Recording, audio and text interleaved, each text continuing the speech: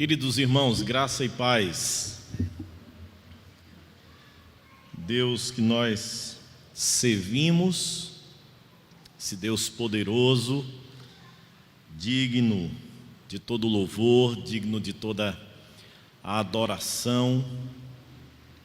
Nós, quando lemos o livro dos Salmos, nós encontramos vários salmos que falam sobre a grandeza e o poder de Deus e, consequentemente, a obrigação, o dever que as nações têm de respeitar, de temer, de celebrar os grandes feitos de Deus. Interessante que essa é uma mensagem missiológica dos Salmos. O Senhor não é o Deus apenas de Israel. O Senhor é o Deus de todas as nações, de todos os povos, porque Ele é o Criador e sustentador de todas as coisas. Hoje eu ouvia um trechozinho do reverendo Augustus falando sobre a criação e falando especialmente sobre a terra era sem forma e vazia, e mostrando a ação de Deus, queridos, a sabedoria de Deus. Não tem como a gente olhar para a criação e não entender que foi um ser inteligente, sábio, poderoso, para criar absolutamente todas as coisas de uma forma tão ordenada, tão organizada, não é?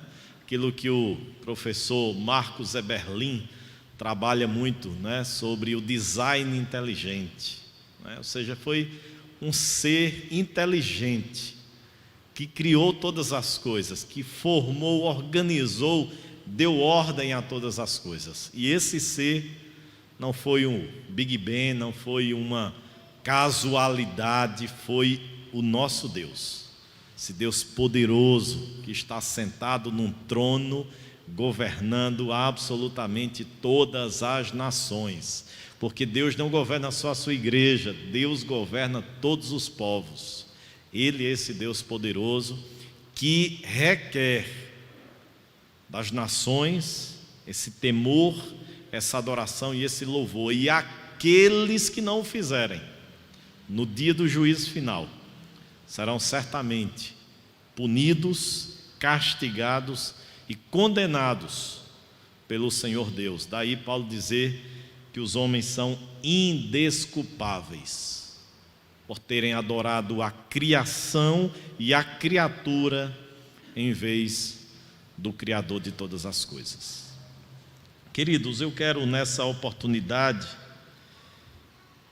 trabalhar com os irmãos não de uma forma expositiva o texto, mas o tema, pensar um pouquinho com os queridos irmãos sobre algo que nessa pandemia acentuou-se a discussão, os estudos, os debates sobre ela, mas que é algo que nós convivemos cotidianamente, não é algo que surgiu de março para cá, é algo contínuo na vida do ser humano, e nós vamos olhar esse tema à luz da Escritura e ver aquilo que Deus tem a falar aos nossos corações. E o tema que eu quero discorrer com os irmãos nessa noite é ansiedade ou preocupação, o inimigo número um, o inimigo número um. E eu quero convidá-los a abrirem em dois textos, Mateus capítulo de número 6, nós vamos ler do versículo 26 ao 34, e depois nós leremos em Filipenses, dois textos, para que a gente possa pensar um pouquinho sobre esse tema nessa oportunidade. Mateus capítulo de número 6, versículo do número 25 até o 34, nós vamos ler conjuntamente, todos a uma só voz, vamos ler todo esse texto. Os queridos irmãos encontraram? Vamos ler juntos? Por isso vos digo, Não andeis ansiosos pela vossa vida, quanto ao que haveis de comer ou beber, nem pelo vosso corpo, quanto ao que haveis de vestir. Não é a vida mais do que o alimento, e o corpo mais do que as vestes? Observai as aves do céu, não semeiam, não colhem, nem ajuntam em celeiros, contudo o vosso Pai Celeste as sustenta. Porventura não valeis vós muito mais do que as aves? Qual de vós, por ansioso que esteja, pode acrescentar um côvado ao curso da sua vida? E por que andais ansiosos quanto ao vestuário?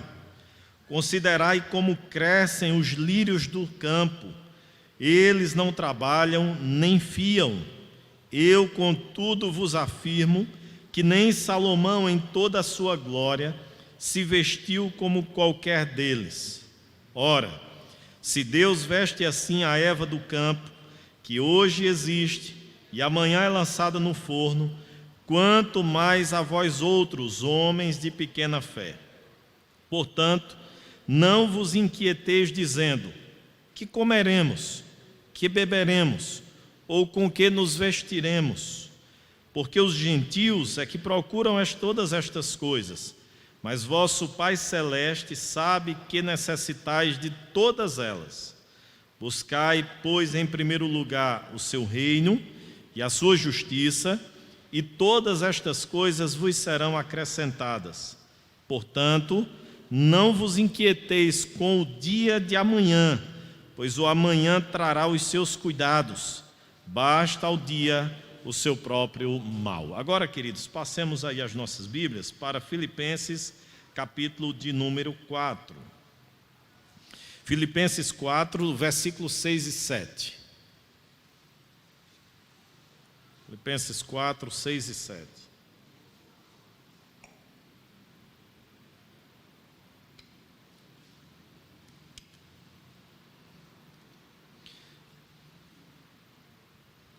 Encontraram? Vamos lá juntos.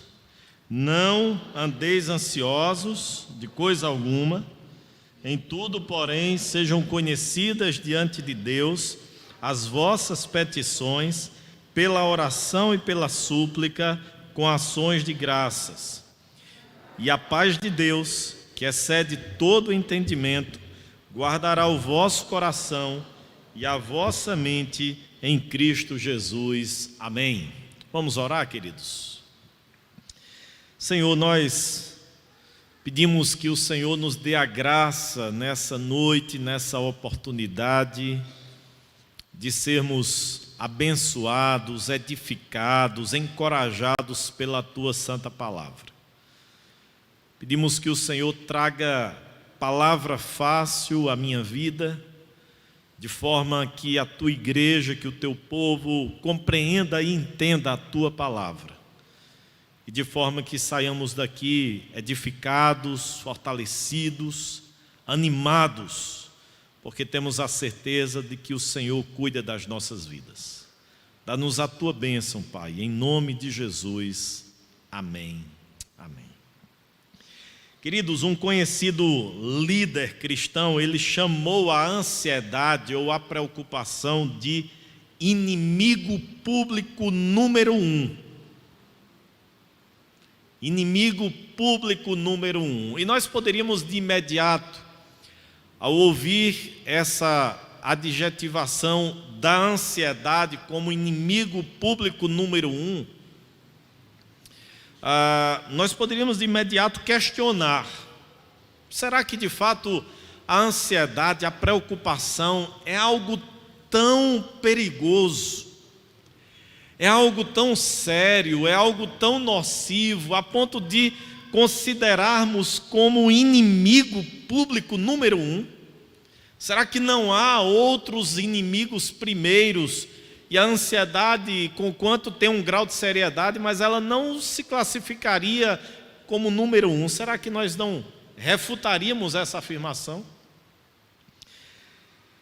A gente poderia antes de refutar a afirmação, fazer uma pergunta. E a pergunta é: quais evidências poderíamos citar para comprovar que a ansiedade é o inimigo comum ou número um? Quais são as evidências? E aí eu queria que a gente pensasse sobre a semana que terminou no dia de ontem, ou talvez até mesmo o dia de ontem.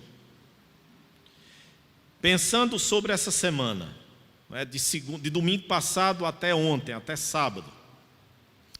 Ou pensando especificamente sobre ontem.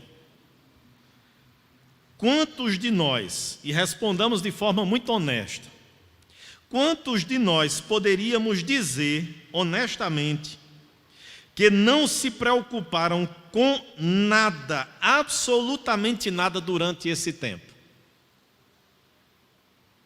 Será que você seria capaz de responder honestamente essa pergunta e pensar assim, trazer à mente, à tona, a semana que terminou no dia de ontem, ou talvez só o dia de ontem? Será que nós não nos preocupamos com absolutamente nada durante 24 horas ou durante os 7 dias da semana que terminou ontem? Talvez, queridos, o objeto da nossa preocupação durante esses dias seja algo pequeno, seja algo insignificante, ou seja algo realmente preocupante, algo grande. Mas a verdade é que de uma forma ou de outra, seja com um projeto a longo prazo, médio ou longo prazo, ou seja com uma coisa pequena, talvez nós tenhamos nos preocupado durante essa semana. Será que nós não nos preocupamos com aquela conta a ser paga? Será que nós não nos preocupamos com a nossa saúde frente a essa pandemia, frente ao Covid? Será que nós não nos preocupamos com coisas corriqueiras do nosso dia a dia? Ou, naturalmente, com coisas maiores, com coisas grandes. Há um tempo atrás, uma revista norte-americana, Time, ela rotulou a nossa época, a nossa geração, de a era da ansiedade. A era da ansiedade. E alguém já disse que o epitáfio que seria útil para colocar nas lápides dos falecidos da nossa época seria: apressou-se, preocupou-se, morreu. Apressou-se, preocupou-se, morreu. Essa seria um epitáfio apropriado para colocar lá numa lápide de muitos, porque de fato a nossa geração, ela é uma geração marcada pela preocupação, pela ansiedade, pelo medo. Também já foi dito, queridos irmãos, que se a marca dos nossos antepassados era as mãos calejadas, a marca da nossa época, da nossa geração, é a testa franzida. Numa expressão externa da preocupação, da ansiedade, do medo com que nós estamos levando e conduzindo a nossa existência e a nossa vida. E eu quero, irmãos, de maneira breve, citar algumas características da ansiedade, algumas características da preocupação. A primeira delas é que a preocupação é um problema comum e sério. Ele é mais comum do que nós imaginamos. Ou nós poderíamos até dizer que a ansiedade é um problema universal. A gente não encontra pessoas ansiosas apenas aquelas que têm uma condição financeira menor, que têm uma instabilidade profissional. Pessoas ricas, com poder aquisitivo muito alto, megas empresas, mas ainda assim vivenciam também situações de ansiedade, de preocupações. O problema da ansiedade ou da preocupação, queridos irmãos, ele não é sério apenas pela sua universalidade, pelo seu caráter comum de atingir quase que todas as pessoas. Preste bem atenção nisso. O problema da ansiedade é mais sério ainda, porque além de atingir e alcançar boa parte ou quase todas as pessoas, Deus, em sua palavra, diz que é pecado. Deus, em sua palavra, diz que é pecado. Nós temos uma tendência, queridos, de pensar em pecado como roubo, blasfêmia, mentira, imoralidade sexual, assassinato, mas dificilmente nós pensamos em ansiedade como pecado. Mas a palavra de Deus nos diz que é. E aí nós chegamos a uma segunda característica. A ansiedade ou a preocupação, ela é desobediência a Deus. Ela é desobediência a Deus. Eu queria que você voltasse a sua Bíblia para o texto, porque a despeito de não expormos o texto, mas nós faremos referências aos textos lidos. Se você voltar os olhos para Mateus capítulo de número 6, versículo de número 25 a 34, 3 vezes nesse texto curto da palavra de Deus, ouviremos Jesus dizer: não se preocupe,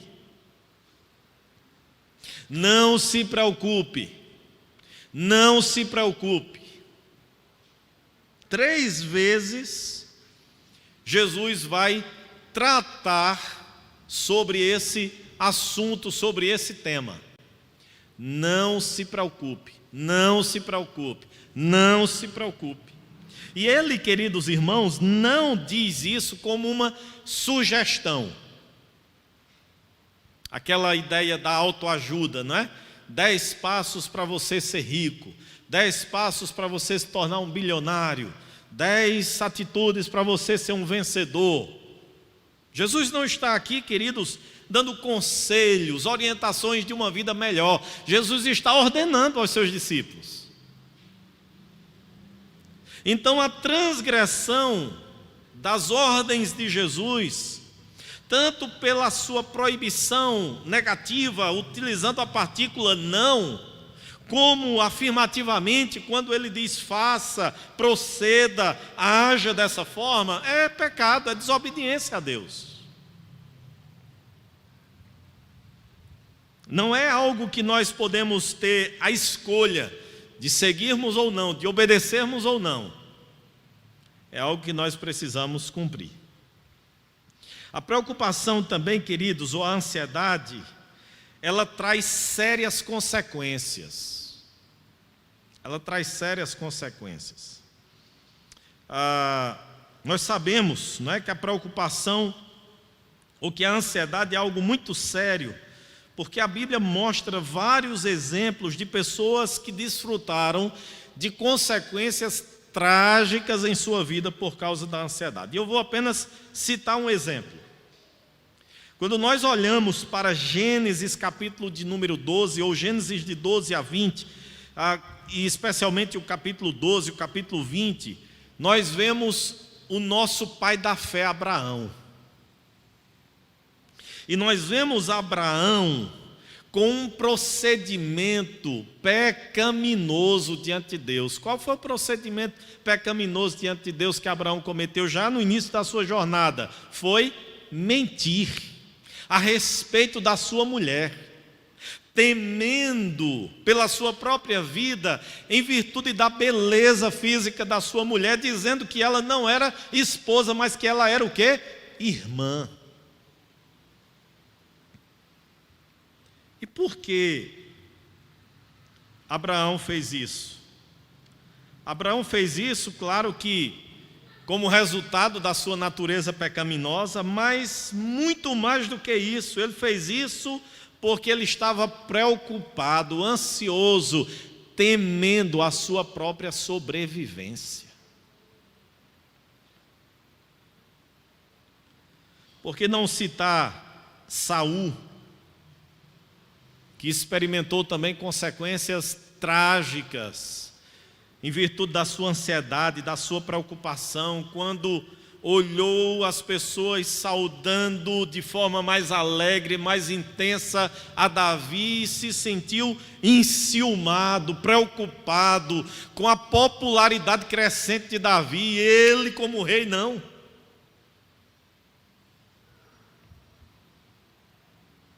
Provérbios capítulo de número 12, versículo de número 25, queridos, diz que o coração ansioso deprime o homem. O coração ansioso deprime o homem. Esse versículo mostra uma consequência importante comum da ansiedade ou da preocupação, que é a depressão.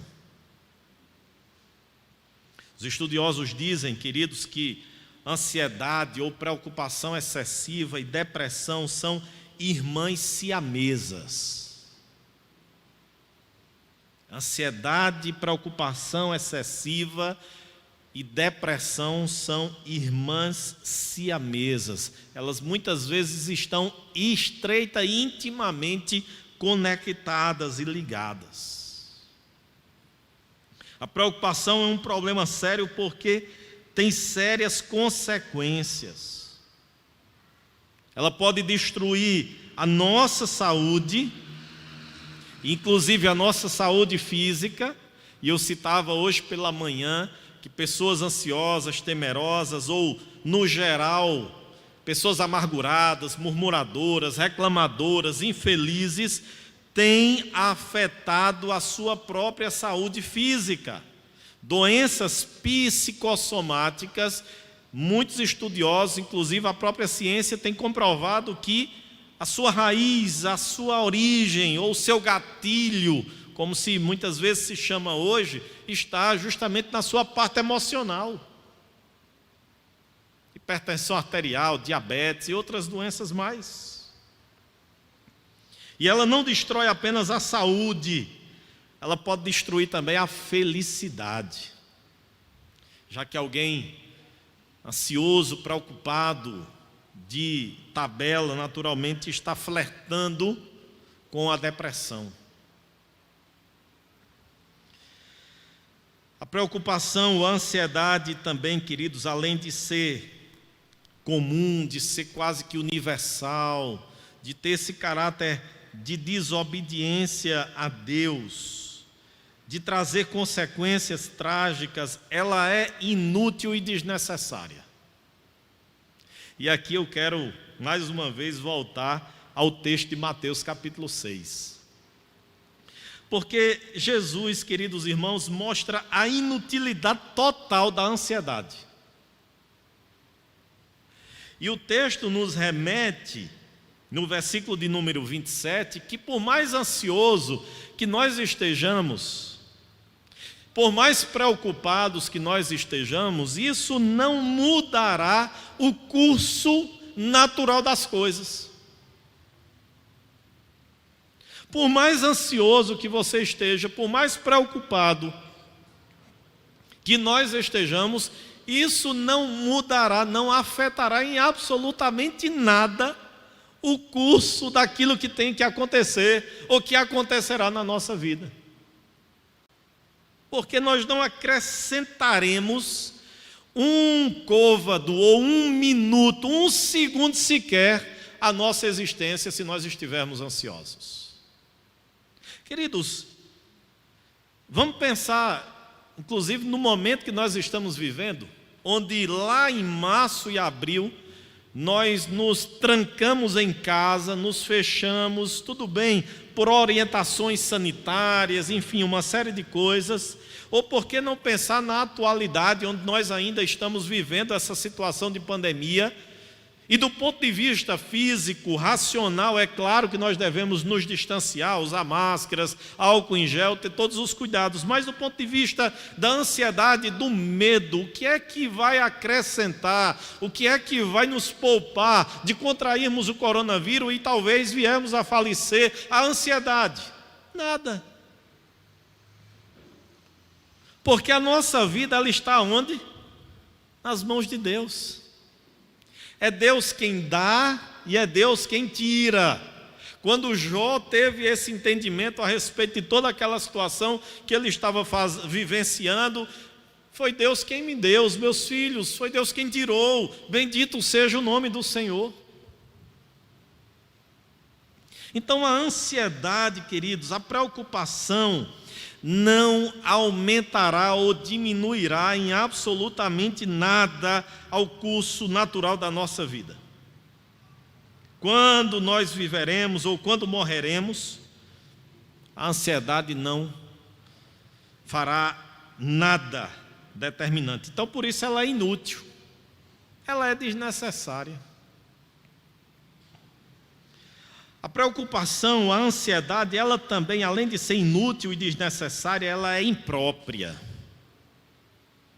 E ela é imprópria, queridos, porque Jesus nos diz no Evangelho aqui de Mateus, nesse texto que nós acabamos de ler, que andar ansioso, preocupado excessivamente com a comida, com a bebida, com a vestimenta, com o amanhã, com o futuro, com a existência, é algo próprio dos gentios.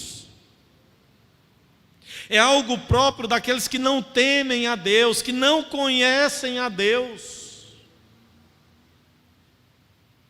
Por quê? Porque sabem que as suas vidas estão sendo conduzidas pela casualidade, ou pelo destino, como alguns dizem, ou pelos astros, pelos horóscopos.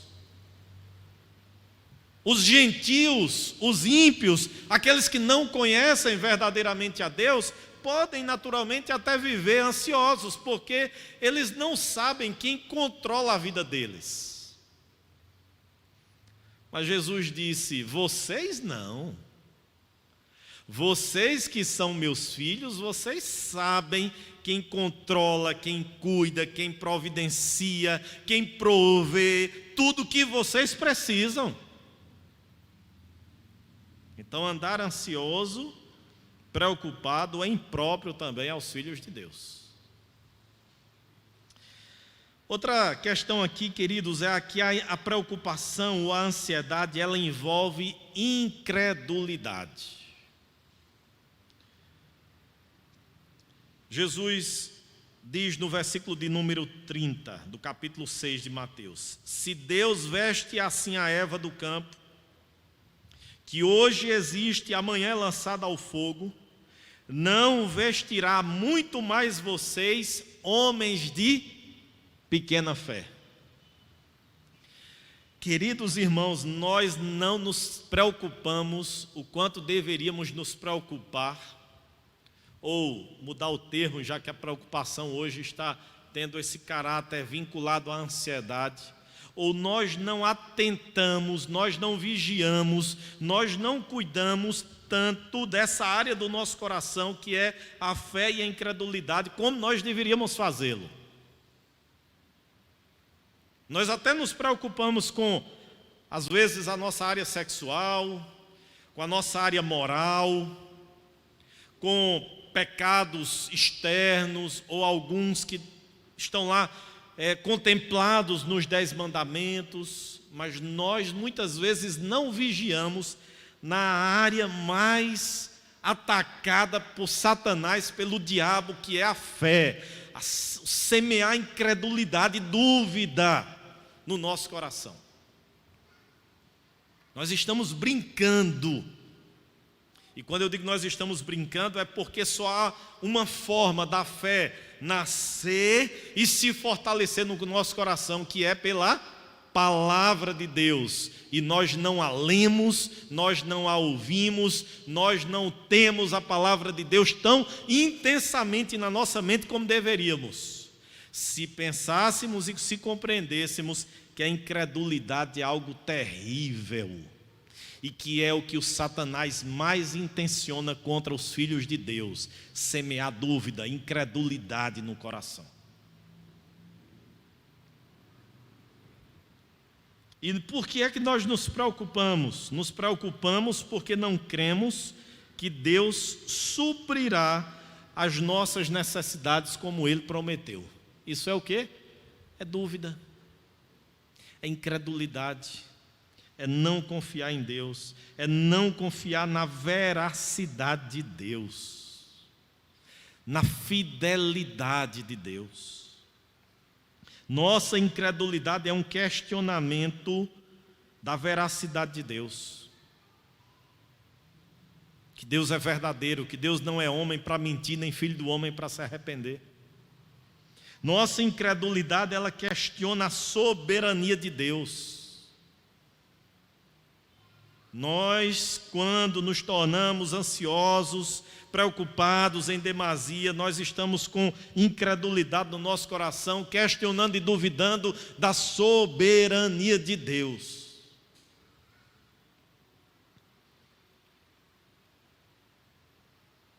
Nós podemos, queridos irmãos, ter certeza que Deus está no controle de todas as coisas, mas também que por causa da sua soberania Ele está fazendo com que todas as coisas cooperem para o nosso bem. A ansiedade, a preocupação expressa essa incredulidade, essa dúvida na veracidade, na soberania, na sinceridade de Deus, mas também na suficiência de Deus. Que Deus é suficiente para cuidar das nossas vidas, que Deus é suficiente para cuidar dos nossos filhos, que Deus é suficiente para cuidar das nossas finanças, que Deus é suficiente para prover aquilo que nós precisamos e aquilo que nós necessitamos.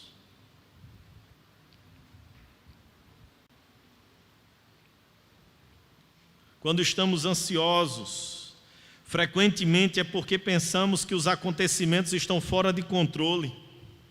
E não somente isso, mas também porque achamos que eles deveriam estar debaixo do nosso controle. Nós que deveríamos estar controlando todas as coisas. E a ansiedade é uma evidência do orgulho que há em nosso coração. Agora eu pergunto, queridos, como é que a sabedoria humana enxerga a ansiedade? Porque Paulo deixa muito claro lá em 1 Coríntios que a sabedoria humana e a sabedoria divina, a sabedoria do alto. Como é que a sabedoria humana compreende e entende a ansiedade? A sabedoria humana diz que a ansiedade é assim: uma vez ansioso, sempre ansioso. Há uma teoria chamada teoria da natureza, e ela diz o seguinte: algumas pessoas simplesmente nascem com uma disposição sanguínea. Em outras palavras, por natureza elas são animadas, confiantes e relativamente livres de preocupação, um grupo. Já outras nascem com uma disposição melancólica. São pessoas preocupadas por natureza e, portanto, fadadas a uma vida de ansiedade. E há aqueles que apoiam a teoria do comportamento aprendido. O que é que diz essa teoria? Eles dizem que crianças que são criadas em lares tranquilos e por pais igualmente tranquilos crescerão livres de ansiedade. Outras crianças criadas em uma atmosfera de medo, abuso e privação tornam-se adultos cuja vida será atormentada pela ansiedade. Isso é que diz, queridos, os estudos, a sabedoria humana. E nós, naturalmente, até entendemos que há alguns pontos verdadeiros, interessantes a serem refletidos. E aqui eu não estou nem tratando de ansiedade como uma doença, porque há naturalmente esse caráter, ou há essa dimensão da ansiedade como uma doença física mesmo. A semelhança da depressão, onde há necessidade de um tratamento medicamentoso, para que algumas substâncias do seu organismo possam ser normalizadas, niveladas, e você consiga administrar e lidar melhor com isso. A semelhança da hipertensão arterial. Todos os dias eu tenho que tomar meus medicamentos da hipertensão arterial para que ela controle. A ansiedade ou a depressão num grau de doença, não de possessão demoníaca, não de opressão satânica, mas de doença, porque há e existe, ela precisa de acompanhamento médico, clínico também, mas para o crente não pode dissociar o tratamento da espiritualidade.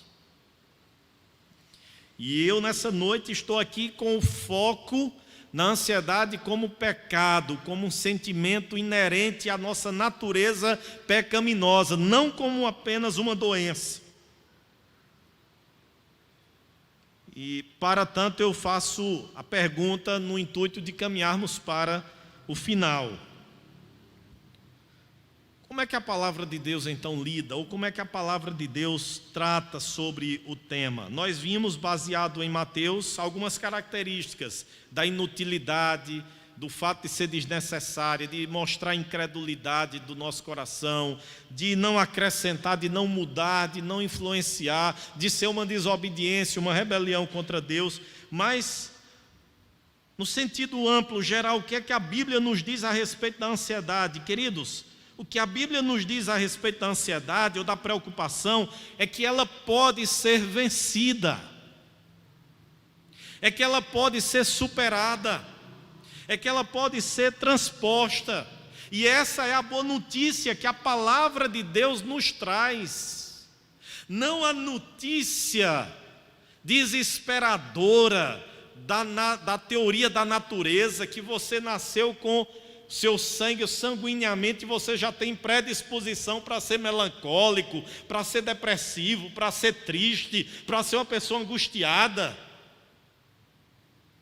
Ou não apenas a do comportamento aprendido, porque seus pais criaram você num lar atormentado, difícil, você tende a ser uma pessoa fadada ao fracasso, à infelicidade. Não, queridos. A palavra de Deus traz essa notícia boa. A preocupação, a ansiedade, o medo podem ser vencidos, e nós podemos experimentar uma vida de alegria, de gozo, de felicidade, de confiança, de fé no nosso Deus. Experimentar, queridos, uma paz profunda, uma paz que o mundo não pode dar, uma paz que as promessas dos homens não podem dar, a paz que somente Deus pode nos dar. E Jesus nos ensinou isso, e o apóstolo Paulo nos falou também sobre isso. E a Escritura como um todo está repleta de mensagens sobre isso. E eu faço referência a Jeremias capítulo 17, porque nós nos recordamos do versículo 9, que diz que enganoso é o coração do homem e desesperadamente corrupto, quem o conhecerá? Mas nós não nos lembramos do que diz os versículos 7 e 8, que falam o seguinte: bendito o homem que confia no Senhor, cuja esperança é o Senhor. Porque ele é como a árvore plantada junto às águas, que estende as suas raízes para o ribeiro, e não receia quando vem o calor, mas a sua folha fica verde, e no ano de sequidão não se perturba, nem deixa de dar frutos. Abençoado, feliz, próspero, bendito é o homem que confia em Deus, que faz do Senhor a sua esperança, que mesmo quando vem o ano de sequidão, de escassez, de dificuldade, não se perturba, não deixa de dar frutos. Salmo 29, 11. O Senhor dá força ao seu povo, o Senhor abençoa com paz o seu povo. Deus é o Deus de paz, queridos. E nós, como filhos dele, devemos desfrutar dessa paz. E ele nos abençoa com a sua paz, não com tormento, não com ansiedades, não com preocupações, mas com paz. Salmo 85, 8. Escutarei o que Deus, o Senhor, disser, pois falará de paz ao seu povo e aos seus santos, e jamais caiam em insensatez. Isaías 26, 3. Tu és, Senhor, ou tu, Senhor, conservarás em perfeita paz aquele cujo propósito é firme, porque ele confia em ti. O Senhor conservará em paz aquele cujo propósito é firme, porque ele confia em ti. Percebem, queridos, que a mensagem da palavra de Deus é uma mensagem de esperança, é uma mensagem de conforto, é uma mensagem de paz. Não abracemos as teorias e a sabedoria humana. Não finquemos na nossa mente a verdade que nós somos fadados ao fracasso, a uma vida medíocre de ansiedade, de preocupação, de infelicidade, de angústia. Não! A palavra de Deus nos traz a mensagem de que o Deus que nós servimos é o Deus da paz e é o Deus que abençoa com paz o seu povo, os seus filhos.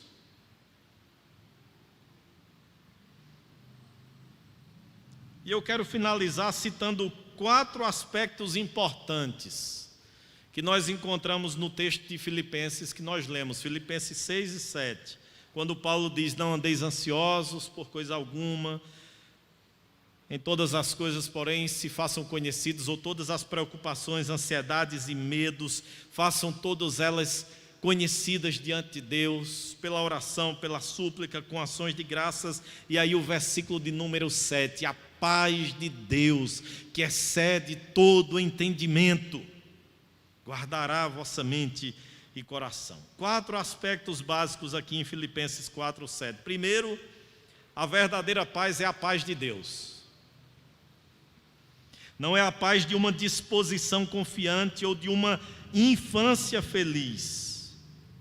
Vencer a ansiedade requer a paz, mas a paz de Deus. Havia um cântico antigo, não sei se os irmãos cantavam aqui, ou cantaram aqui no passado, mas tratava sobre isso. Que a paz que o Senhor dá não é a paz que o mundo dá. Ou naquela outra canção também que diz, essa paz que sinto em minha alma não é porque tudo me vai bem. Essa paz que sinto em minha alma é porque é a paz de Deus, vinda de Deus. Com isso em mente, nós devemos ficar cientes de que não são as coisas materiais, humanas e terrenas que nos farão felizes. É nós buscarmos a Deus, aquele que é a paz e que é o dono da paz e que nos concede paz verdadeira. Segundo aspecto aqui de Filipenses 4, 7. A verdadeira paz é a paz que excede todo o entendimento. Em outras palavras, nós não podemos entender ou explicar plenamente esse tipo de paz, porque ela não se baseia em nada tangível, palpável. E aqui é sim o segredo, não de uma teologia triunfalista, de que você poderá experimentar paz na ausência, ou só poderá experimentar paz na ausência de problemas. Não. É na presença de problemas, essa paz inundar o seu coração, o meu coração, de modo que nós não podemos compreendê-la, entendê-la, porque ela não se baseia em algo tangível, palpável. Às vezes as finanças não vão tão bem, às vezes a saúde não está tão bem, às vezes os problemas familiares também afetam e preocupam, mas ainda assim desfrutando de paz. Não é de insensibilidade, indiferença aos problemas, mas é de uma paz que racionalmente e humanamente o homem não pode entender. Terceira característica aqui de Filipenses é que a verdadeira paz guarda o coração e a mente. E eu queria citar para vocês, queridos, o que significa esse guardar aí de Filipenses. A palavra grega que aparece aí, ela significa literalmente o seguinte: colocar-se como guarda, guardar, proteger, manter custódia. Manter custódia, proteger, colocar como guarda. A paz que guarda o coração e a mente é a paz que se coloca como proteção contra o inimigo. E quando Paulo diz guarda, a paz de Deus que excede todo entendimento, guardará a vossa mente e coração. De que inimigo? Da ansiedade, da preocupação, do medo, das incertezas. Guardará o nosso homem interior. E o quarto aspecto, a abrangência dessa paz. Quem pode experimentar essa paz? Aqueles que nasceram com uma predisposição sanguínea a serem confiantes, triunfalistas, vencedores. Isso é a teoria lá da natureza.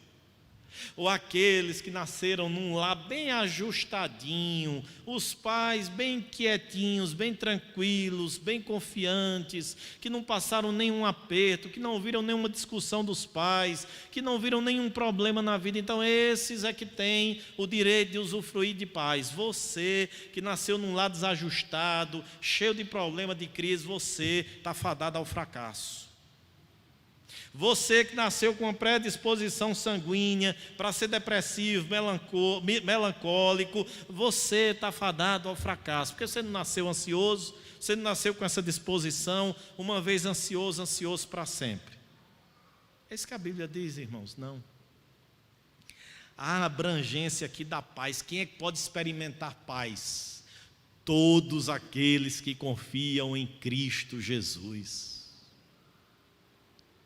Todos aqueles que colocam a sua confiança em Jesus como seu Senhor, como seu Salvador, podem experimentar paz, podem experimentar uma vida superlativa, uma vida alegre, uma vida vencedora da ansiedade, do medo, da preocupação. A ansiedade, queridos, pode ser vencida e deve ser vencida.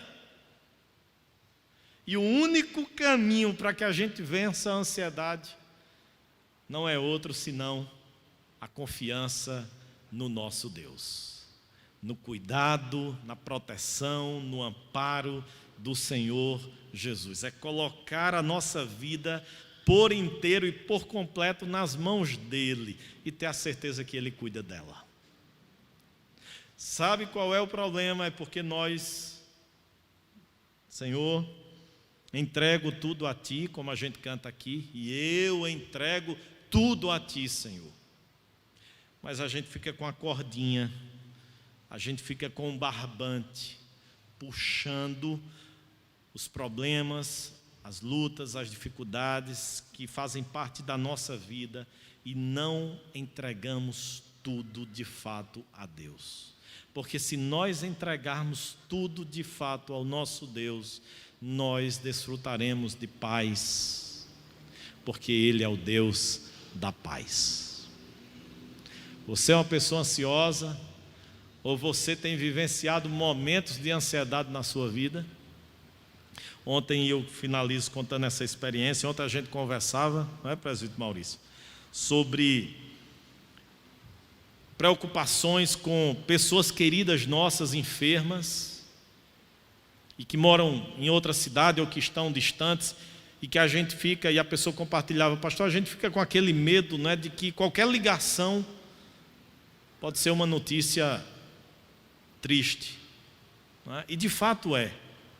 A gente vive, quando determinada pessoa liga para a gente o coração já acelera, porque a gente já pensa que alguma coisa trágica, alguma coisa ruim aconteceu.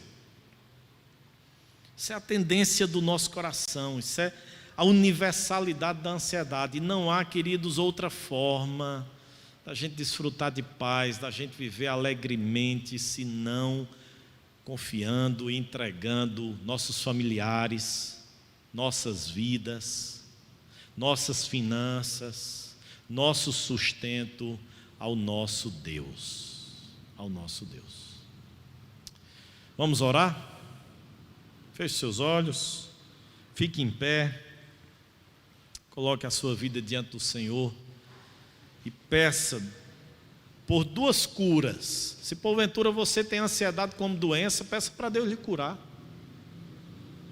Ou peça para Deus lhe curar imediatamente ou através de algum tratamento que talvez você venha a fazê-lo. Mas se a ansiedade na sua vida também tem a dimensão de pecado, de desobediência a Deus, confesse ao Senhor e peça graça, peça misericórdia ao Senhor, para que Deus te perdoe, te restaure e para que você possa viver uma vida de felicidade, de alegria, de paz. Vamos orar nesse instante.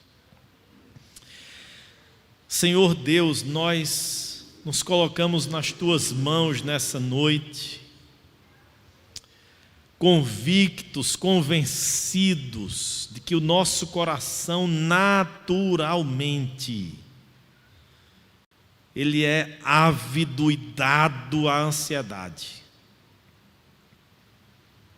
Ela afeta a todos nós, e nós não nos encontramos, ó Deus, na postura de melhores do que absolutamente ninguém. Pelo contrário, Senhor. Nessa noite nós nos encontramos admitindo a nossa incredulidade, a nossa dúvida, a nossa falta de confiança no Senhor. Ao passo que pedimos perdão, pedimos graça, mas pedimos que o Senhor nos cure, que o Senhor nos restaure. E aqueles, ó Deus, que em virtude de algum problema físico têm passado por crises de ansiedade, têm flertado com a depressão, ó Deus, em nome de Jesus, cura-os, restaura a saúde dos teus filhos, ó Pai. E se porventura, ó Deus, aqueles que lidam com a ansiedade como algo pecaminoso, nos ajuda, Senhor, a vencê-la, a superá-la, a colocar a Tua paz como guardiã do nosso coração, da nossa mente, para que a ansiedade não nos atormente, não nos faça pecar, não entristeça o nosso coração, não tire o sabor de vivermos.